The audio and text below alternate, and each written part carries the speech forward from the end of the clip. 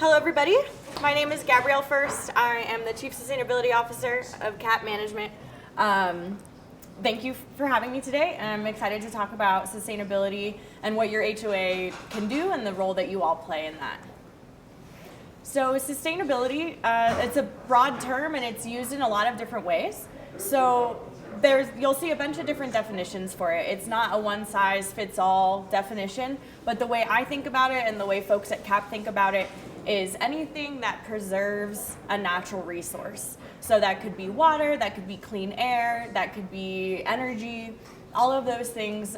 When we talk about reducing energy consumption, reducing water consumption, those are considered sustainability projects. Something I'll say before we get started is that every HOA ever, and CAP's portfolio included, is unique. And so all of the solutions and all of the projects that each individual HOA will pursue are going to be unique, and you all face unique challenges too. You can think about your own HOA. Where do you think that you have opportunities? Sometimes we hear our water bill has gotten exorbitantly high. Sometimes we hear, Energize Denver, we're afraid of these fines if we don't reduce energy usage. So what kinds of opportunities and challenges are present in each of your communities, and how can we collaboratively solve them? Something I like to say is that every single project, regardless of what kind of project it is, has a sustainability lens. So that could be asphalt repaving. There's certain kinds of substance or certain kinds of pavement that you can use to reduce heat, absorb water, absorb storm water.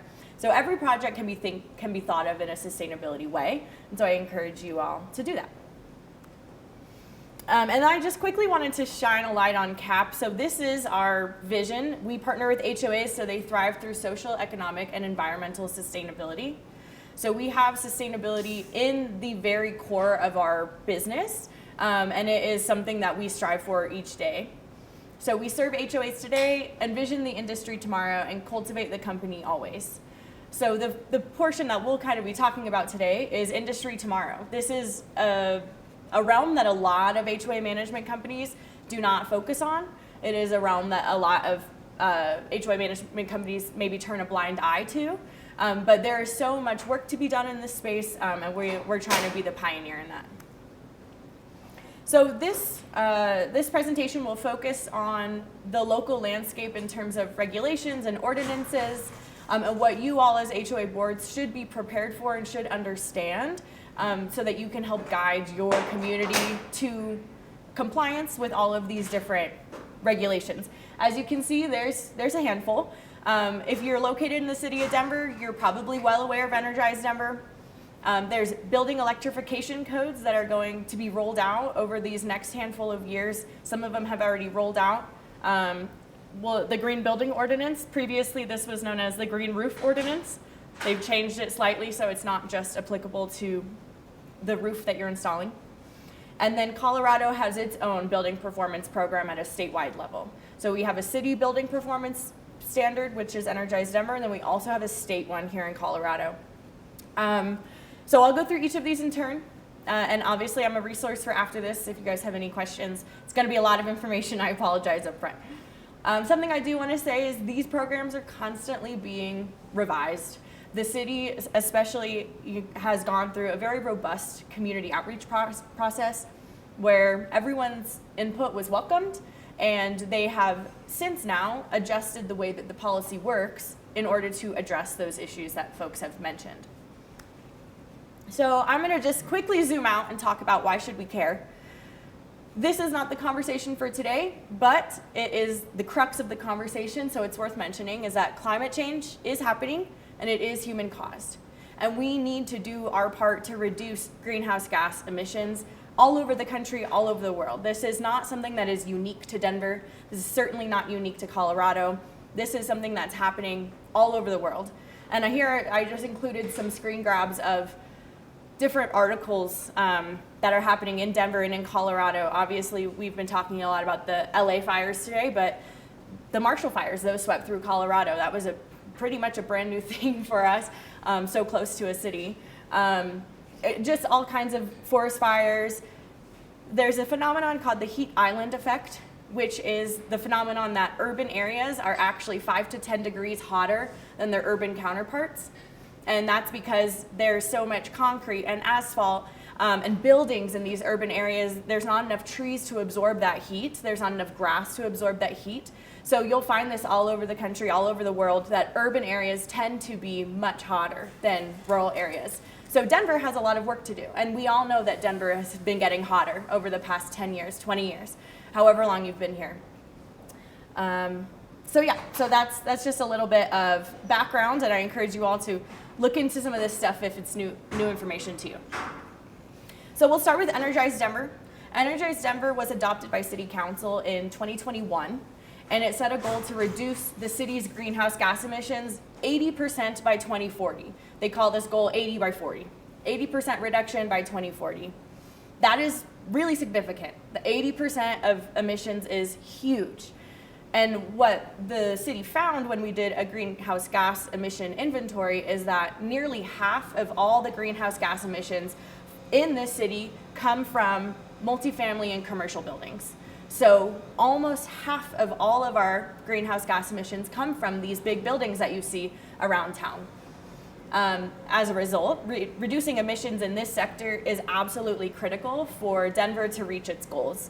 And that is why this Energize Denver ordinance got passed, is to help us reduce these are existing buildings that are just consuming a lot of energy sometimes. So how do we get these existing buildings to reduce their energy usage rather than kind of what we were just talking about, rather than bulldozing them over and having to start again with a super efficient building? Let's make do with the buildings we have here and figure out how to make them efficient, not have to displace people out of their homes, not have to rebuild a whole new sector or part of the city.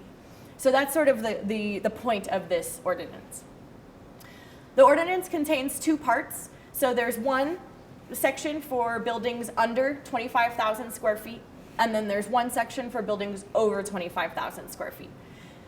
I'm going to go through each of those in turn.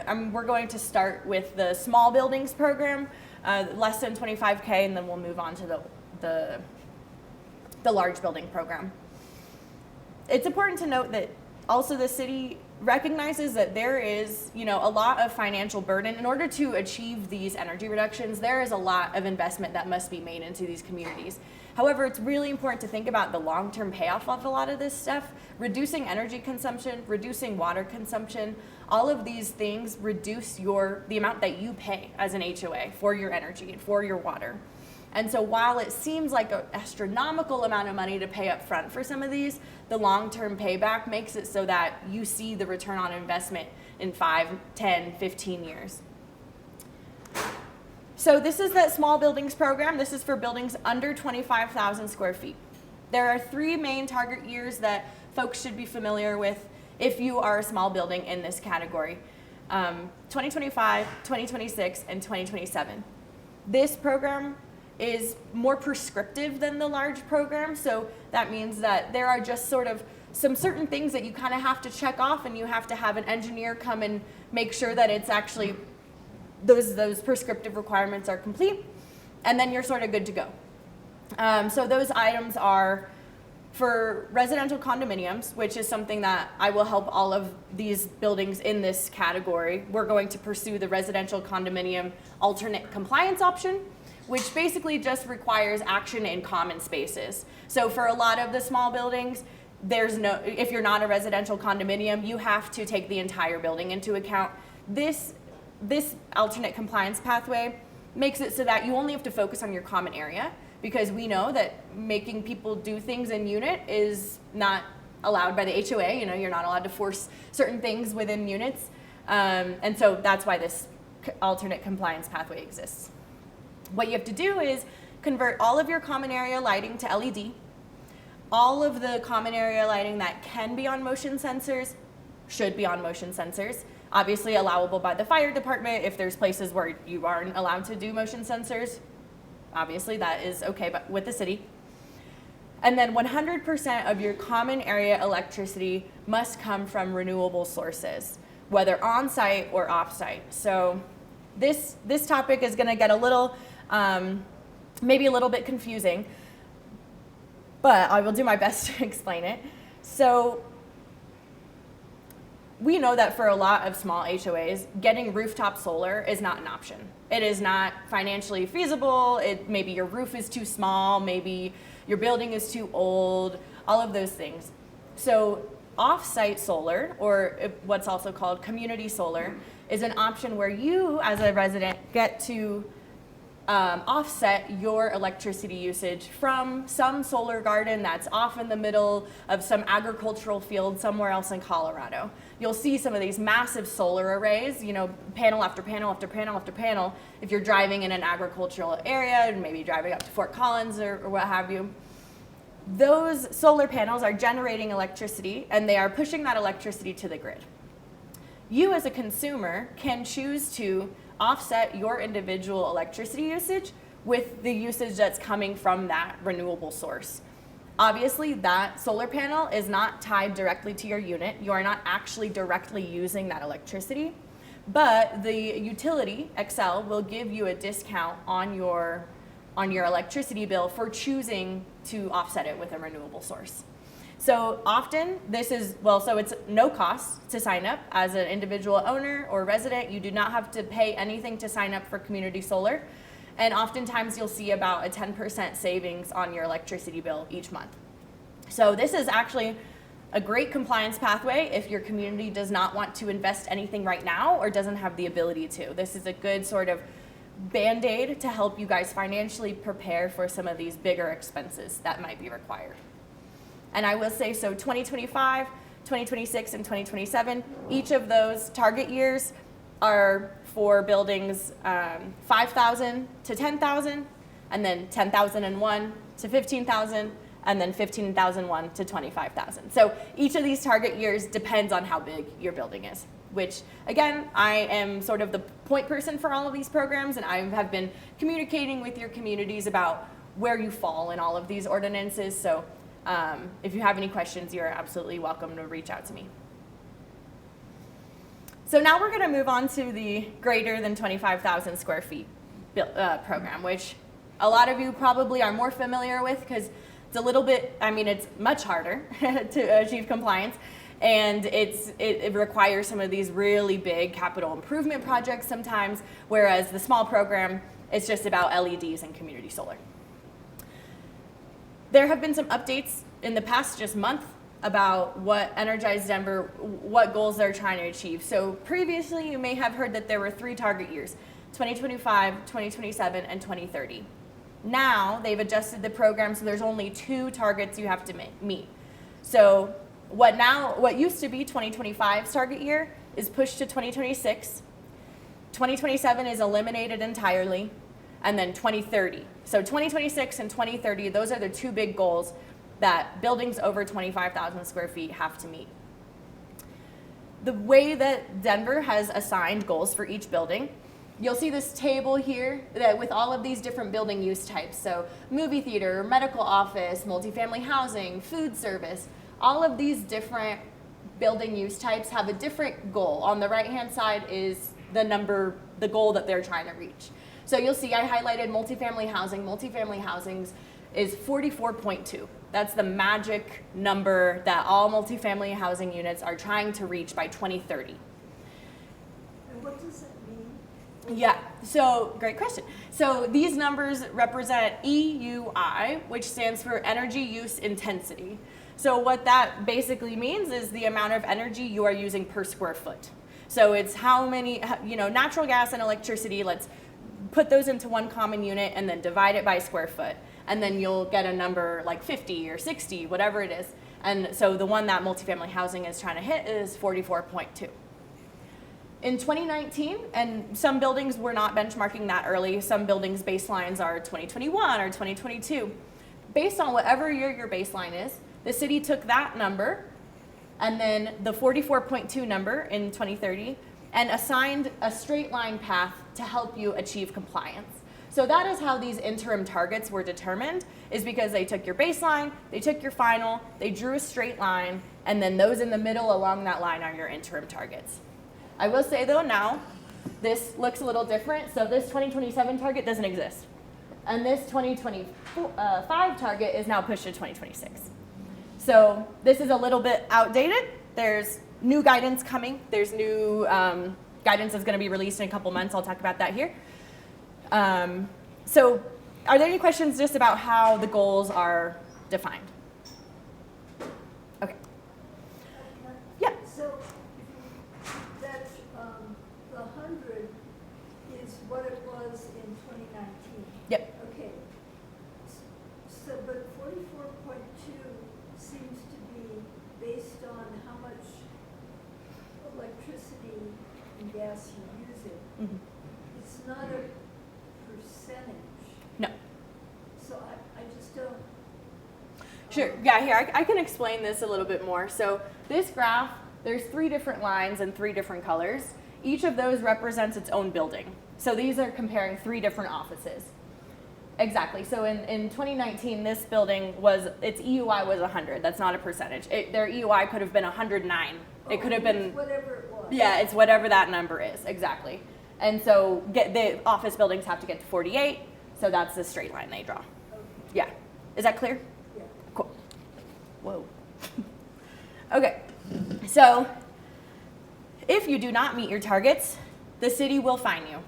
And the city does not want to fine you, let's be clear. I have had a lot of conversations with the city where they say, we would rather have the building spend their money on energy efficiency measures than take any fines. We don't want to fine buildings, but they recognize that if they didn't have fines, no one would take this seriously. No one would take action. So the fines were just sort of the carrot that had to exist, but the city is really willing to work with buildings one-on-one to help find a path that makes sense for them. So this is just an example of numbers from one of our properties, and as you can see, these are kind of staggering. This is for a high rise, so it's a massive building. It's about 310,000 square feet, or 310,000 square feet, excuse me. And the fine is 30 cents per square foot per EUI that you're over your target. So on the left-hand side, you'll see the target for 2025 is 55.8. The target for 2027 is 52.1, and 2030 target is 48.5. So let's just say that this building, their EUI is 63.5 right now. So they've actually gone up since their baseline. Their baseline was 61.8, now their EUI is 63.5. They've actually increased their energy usage. So if they were to take no action and their energy usage were to stay exactly the same, this is how the fines would be calculated. Your EUI that you actually have minus whatever the goal is for that year, times square footage, times 30 cents. So as you can see, these are astronomical fines. These are almost $3 million worth of fines alone. Like I said, the city is not interested in collecting your money. They would rather help your building achieve its energy reduction goals. And if you're gonna get fined $3 million, you might as well put that back in your building and increase your efficiency. So what are some easy first steps that y'all can do to comply? And I've been helping a lot of our properties with this. Community solar, like I talked about, that's huge. It counts the exact same way that rooftop solar does. So you don't have any of the upfront capital costs associated with installing solar on your roof. You don't have to worry about maintaining it. You don't have to worry about fixing it if something breaks. You basically just sign up to offset your solar, or your energy usage, excuse me. And that has been really popular with some of our communities. We have some communities that are really trying to get participation from 100% of owners, and we're maybe about 70% of owners at that community. So there's been some pretty successful campaigns, and I'd be happy to help your communities do the same. And then the second one is the Excel Multifamily Building Program. There's no telling how much longer that's gonna be around, so I would encourage you guys to jump on it while you can. This basically will, Excel will come to your community, do a very introductory energy audit, just a level 1 energy audit. And then on their second visit, they'll come and they'll bring a bunch of LED light bulbs and a bunch of water aerators and efficient shower heads, and they'll install those for free. Even in your unit, even for individual owners, they will go into your unit and switch out light bulbs and water faucets for free. So I can help y'all apply for that if that is something that sounds interesting to you. And then the next step, which is not as easy or low cost as those first two, is an ASHRAE Level 2 energy audit. So this is a robust energy audit that is performed by an engineer. Unfortunately, it's not something I can do. I do not claim to know how to conduct an energy audit. But this audit will provide a very clear roadmap for how your specific building can meet its energy goals. So the engineers will specifically look up your building. What are your goals? What's your square footage? And they'll come to your building and they'll assess all of the energy consuming pieces of equipment. So your boiler, your domestic hot water, your elevators, all of the things that consume energy, they will come and assess them, and they will prioritize low cost or no cost measures to help you start, and then work their way up to some of the more capital intensive ones. You know, some of our buildings have boilers that are original to the building, and it was built in the 60s. Yes, those boilers are still working. Are they working at maximum efficiency? Absolutely not. So one of the things that the energy audit might recommend is upgrading those to condensing boilers, which are much more efficient than your standard natural gas boiler, and will save the community a lot of energy and a lot of money. So big items like that will be towards the end of that ASHRAE Level 2 audit, and it'll help you understand how much money you might have to shell out these next 10 years to achieve compliance. There are rebates coming available in 2025 for ASHRAE Level 2 energy audits through the city. The city is, based on the last round of feedback, the city is actually launching a whole new set of rebates in 2025. I don't know exactly what those look like yet. It's going to be launched with the next round of guidelines, which is coming out in February or March. So I'll be keeping you all updated as those become available. But the city recognizes that there are some big barriers here for buildings to take action, and they're trying to administer rebates that help get over those hurdles. And then here are some updates that will be rolled out in the next set of guidelines. This last bullet here is where I say the official updated guidelines will be rolled out in February or March of this year. And unfortunately, I can't do anything, we can't do anything to pursue these two options until that set of guidelines comes out. But we are not behind the curve, we're right on the ball. So if either of these scenarios sounds relevant for your community, we can absolutely pursue them. We just can't really pursue them right this moment.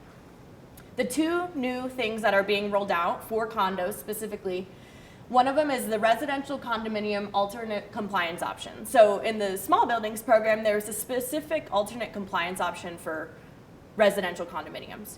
So they're launching a similar thing with the big buildings program, the large buildings program.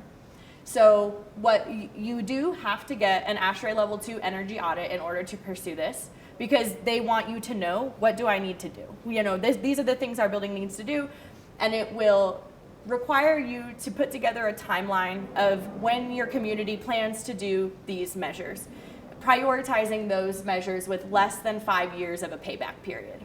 In your ASHRAE Level 2 energy audit, it will say how many years it will take to achieve payback. So prioritizing those that have payback periods of less than 5 years. And those with greater than 5 years, those can be pushed off, those can be maybe past 2030, but you do have to have some sort of plan in place and show them that we know what we need to do, but this piece of equipment isn't at its end of useful life. It doesn't make sense for us to replace it right now. We'll do it in 2034. And the city will say, okay. The second thing that they're launching is what's called an interim compliance hold. And these are for buildings that are facing specifically challenging circumstances. Some of these include if your reserves are less than 30% funded, you would obviously need a reserve study to confirm that this is the case. And the city is still kind of looking at what other pieces of information they would need, but you certainly need a reserve study in order to pursue this. If, let's say, your condo is mostly vacant, that's not really the case for a lot of ours, but that is another reason that you could pursue an interim compliance hold. Bankruptcy, or things like construction defect lawsuits.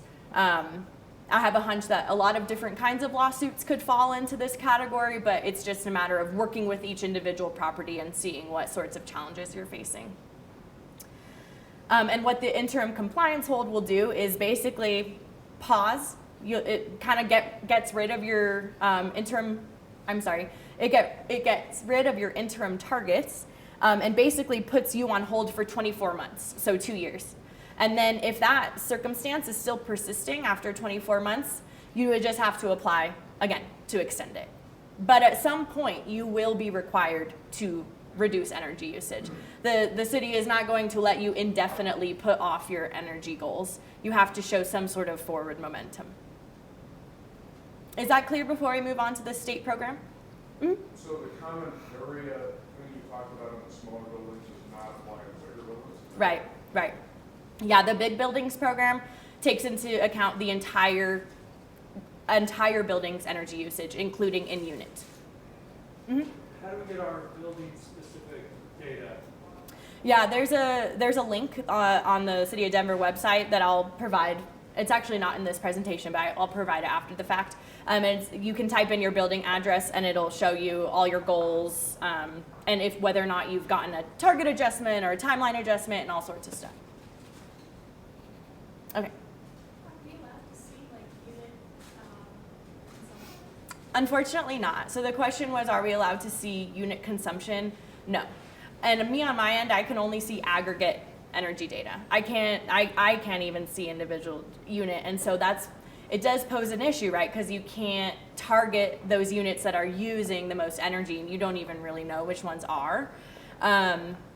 But the fact that these fines will hit everyone in the community in the same way, should compliance not be reached, hopefully everyone feels bought in to be part of the solution. All right, so this is Regulation 28. This is the state of Colorado building performance standard. This is for buildings over 50,000 square feet. So it applies to less buildings in Denver, but it's statewide. So these are buildings from all over the state that have to comply with this if you're over 50,000 square feet. I will say the guidelines are much less robust and much less defined than the cities. And there's still a lot that the state has to learn, I think, and that has to come down to us, the education that has to come down to us as residents. However, it is planned to go hand in hand with the city's program. So if you are required to comply with Energize Denver because you're over 25,000 square feet, you will, the intent is that you will comply with the state's program. You don't have to basically follow two completely different sets of guidelines. But as I said, more information, I'll be providing you more information in the coming months. I wish I had more to give you today. But just rest assured, it's similar to the city's program. It's going to require energy usage. 2026 and 2030 are those two target years. So now the city's program is in line with the state's with those two target years. So we're hoping things will be a little bit more streamlined. All right, and then any questions before I move on to the building code changes? Sure.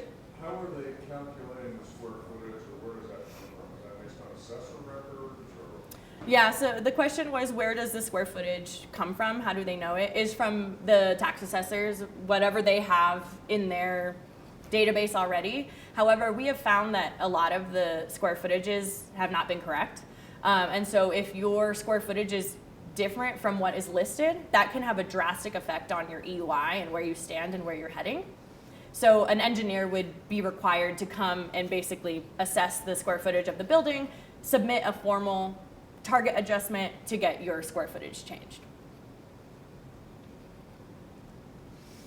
Okay, so building code changes. These are for City of Denver. These are just for the city. This isn't the state. When replacing a natural gas piece of equipment, so a boiler, a furnace, what have you, you will be required to at least evaluate electrifying that piece of equipment. Electrifying is, switching from natural gas to electricity. So, and it's electric energy is much more efficient than natural gas energy, which is why the city is really pushing buildings to electrify if they can. You do not necessarily have to electrify if you're getting a natural gas piece of equipment assessed. What they have you complete is called an electrification feasibility report. And what this will assess is whatever system is currently in place. Here it is a tankless natural gas water heater. That's the existing system type. And they're proposing replacing it with 380-gallon tank type heat pump domestic hot water heaters. So they're basically comparing what if we replaced it with the same equipment, gas, like for like, and compare that to what if we were to electrify it, and what is the price difference. So that's what you'll see on on the left-hand side. You see what it would cost for the electric, and here you'll see the cost for the gas. As you can see, it is always much more expensive to electrify. That's just always going to be how it is. We don't have the infrastructure in place here in Denver to make it really affordable for a lot of folks. So you'll see that the difference between those two systems is about $63,000. What the city is using this report to show is whether or not it passes cost parity. And if you pass cost parity, that means that you will be required to some degree to electrify. If you do not pass cost parity, you show the city that you didn't pass it, and then you can replace with gas. Then you can replace with that gas piece of equipment. Cost parity, the definition they use is that the cost of electrifying is not more than 15% more expensive than the like for like. I will say with the EFRs that we've done with our communities, not a single one has passed cost parity. So it is incredibly difficult to electrify a multifamily building, because what you're doing is you're taking a centralized system and you're completely decentralizing it, and you have to add electrical wiring all over. You maybe have to upgrade the panels in unit and also the main panel. So there's a lot that goes into electrifying, and just because you have to get an electrification feasibility report does not mean that you're going to be required to electrify. Any questions about that before my last couple of notes? All right, so something I've been hearing a lot is, what about the lawsuit? Have you guys heard about this lawsuit that's challenging Reg 28 and Energize Denver? Of course. Yeah, we have. Cap Management, we've definitely heard about it. There is a lawsuit underway. The Apartment Association and I believe the Hotel Association, there's a couple of associations that banded forces to sue the state of Colorado and the city of Denver for these building performance programs. And so a lot of folks, rightfully so, a lot of folks living in our HOAs are wondering how that's going to affect any of this. Does this mean that we don't have to comply until we hear back? Does this mean that it's all going to go away and we don't have to worry about it at all? So I'll give you my 2 cents. I do not recommend waiting until the decision for this comes out. The decision for this could take years for us to really know what was decided, and then depending on that, it could just be appealed. So it could take even longer than we're anticipating. And I want to point out that energy saving measures will save your association money. That is a big part of this that I think people sometimes forget, is they feel like their hand is being forced and that it's unfair, and in some ways I see that point. But at the same time, these are kind of trying to spur you to more efficient systems so that you as an HOA are more sustainable and you have more funds to spend on other stuff. And it is my opinion that it is very, very unlikely that Energize Denver and the Colorado Building Performance Standard will be dissolved. It is very unlikely, and I'll tell you why. These are all the places around the country that are implementing building performance standards laws. This is not just Denver, this is not just Colorado. You can see this whole state of California is developing one, Oregon already has one, Washington already has one, Maryland already has one, and there you see all these red dots are ones that are under consideration right now that are being built. I do not anticipate that building performance standards are going away, and given the fact that we know that almost 50% of our city's emissions come from existing buildings, this is a really important question for cities and states and our country to tackle. So I would not hold off. I would not wait. I would get your ASHRAE level 2. I would start with that low-hanging fruit. Start with the stuff that doesn't cost any money. Community solar, Excel multifamily program. And I'm happy to help you guys navigate that stuff. But at least get started, because the city is willing to be more lenient with folks who are taking it seriously and who are demonstrating some sort of action, rather than the folks who are, protesting by not doing anything. So it is my opinion to keep on moving and try and implement some of these. So my last slide really here is CAP, we care about sustainability. We are the only HOA management company in Colorado and also the country, we think, based on our research, that has any kind of sustainability department and especially a C-suite employee dedicated to sustainability. This is the only management company that has that. So as such, in our management fee, in our standard management fee, we include some level of sustainability assistance. So that's about 4 hours of my department's time to help you all assess where you're at, understand where to go. And so that's usually 2 meetings that I'll attend, whether it's board working sessions, community-wide meetings, just a board, board, other kinds of meeting, and then 2 on-site meetings with vendors. If you're considering solar, I'll go out there and I'll meet with them and we'll talk about that stuff. But really, it's 4 hours total. So if it doesn't shake out 2 and 2, that's fine. Beyond that, we do charge an hourly rate of $175 per hour for sustainability services. And I will say a lot of folks need this additional support and some HOAs don't. Some HOAs are already in compliance and they haven't even used their 4 meetings. But some need a lot more support. And so that's where I come in, that's where our department comes in to help you all. And so that's it.